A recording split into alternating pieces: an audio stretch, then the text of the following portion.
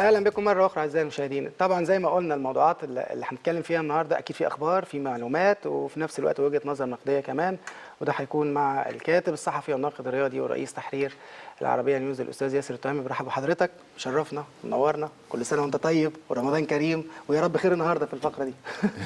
ان شاء الله كل سنه وحضرتك طيب وكل الساده المشاهدين رمضان كريم.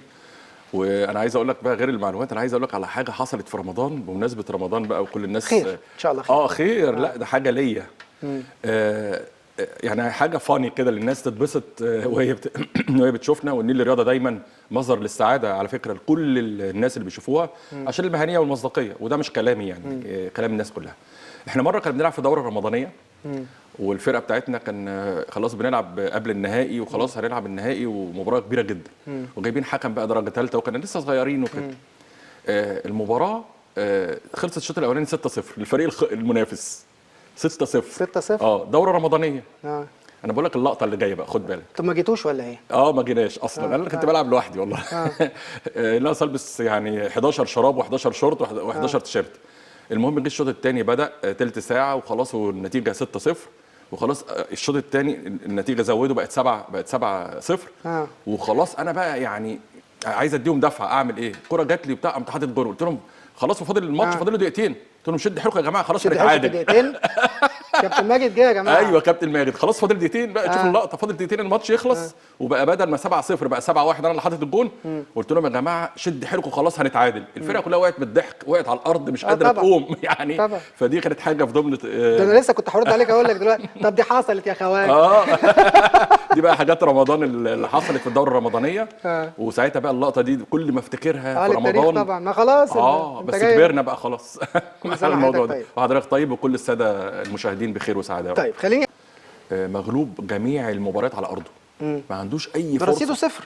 ما عندوش اي صفر من النقاط وهو متزايد المجموعه وما عندوش اي بصيص من الامل حتى ولا تعادل ولا فوز. ده عامل زي القطن في مجموعه الاهلي بالظبط كده، مش هيفرق معاه حاجه. فبالتالي انا بقول لك انا مش عايز اقول لك ملك التوقعات. كل حاجه بعلم ربنا سبحانه وتعالى. واحنا في شهر كريم، لكن انا بجيد قراءه المشهد. فانا لما جاي قبل كده قلت اي حاجات كتيره كلها بتحصل. يعني لما جيت ليفربول والسيتي المره اللي فاتت قلت ليفربول هيكسب على الرغم ان المباراه كانت في الانفيلد ودي ميزه. خلينا في وقتها. ما انا بقول لا انا عايز اقول لك ايه، بديك اكزامبل مثل اللي انا بقول حاجه بتحصل. قاره مغلوب كل المباريات. اديني عقلك، مش البرنامج بتاع رمضان اللي هو الكوميدي. لا بس اديني عقلك اللي هو يقدر يتعادل. مش هيتعادل. هو صحيح هيلعب على ملعبه بس هو ما عندوش حاجه. ما عندوش يعني. ومغلوب 3 و4 على ملعبه. فبالتالي انا بقول وانا هتحاسب على الكلام اللي بقوله لك ان قاره هيتغلب على ارضه بالجيش الملكي. فالجيش الملكي داخل اللي هو انت بتقول لي تامين وهو يبحث عن الحق. لا هو داخل لوليد الكارتي. هو اللاعب المغربي في كلام كتير حصل فتضامنوا مع الشكوى لفريق بيراميدز ضد فيوتشر. وعلى فكره حتى خروج فيوتشر حتى لو حصل، احنا عندنا بيراميدز او فيوتشر هو اللي هيمثلنا في النهايه يعني المحصله. فانا اعتقد ان دي حاجه هتبقى كويسه ومشرفه. ايه المشكله؟ يبقى انت عندك في الكونفدراليه عندك فيوتشر او بيراميدز. يعني انت عندك فريق هيمثلنا. هو صعب زي ما في دوري ابطال افريقيا كان عشان الجيش الملكي. وانا برضه قلت كده، انا قلت اتمنى ان الاهلي والزمالك هم اللي يلعبوا في دوري ابطال افريقيا. لكن في فرق بين التمني وفي فرق بين الواقع. طيب خليني اقول ان احنا علينا في التصنيف الدولي بس كل اللي تحتنا برضه عليوا. لا معلش بس انت لما تيجي تلعب يعني. معلش انت المغرب مالكش دعوه بس انت هتطلع دلوقتي. التصنيف اختلف. انت كده مجبر اخاك لا بطل. لازم باذن الله رب العالمين توصل كاس العالم. النظام الجديد خلاص هيتطبق. انت هياخدوا من افريقيا 9 منتخبات وفي نص مقعد. والله انا مش حامل هم الموضوع ده. يعني انت فاهم قصدي؟ انت فاهم قصدي؟ لانه من لو هياخدوا 9 منتخبات احنا موجودين ضمن التسعه. بس ما انا بقول لك سهله مش طيب ان شاء الله. ما انا بقول لكن انا بدور على ايه بقى؟ كاس الامم الافريقيه اللي جايه دي احنا هنخشها تصنيفنا ايه؟ مستوى ايه؟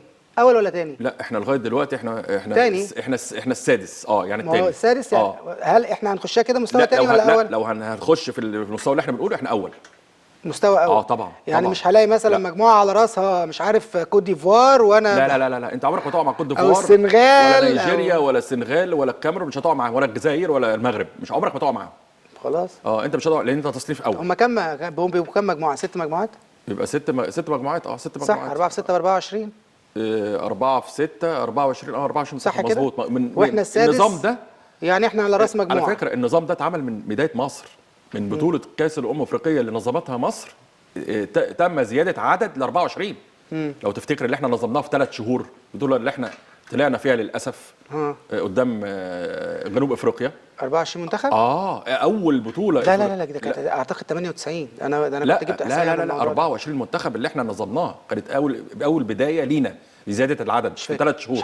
لا انا فاكر ان انا كنت موجود في الحدث. وقال لك اللي دي كاس تعتبر زي كاس العالم مصغره، لان وفي 3 شهور ونجحنا، فاجئنا نفسنا وفاجئنا العالم اللي احنا بننظم كاس الامم الافريقيه 24 منتخب اللي كانت في القاهره مؤخرا اخر بطوله تمام اللي طلعنا من جنوب افريقيا. والناس قعدت تهاجم وتقول ممكن يكون الامر اختلط عليا لان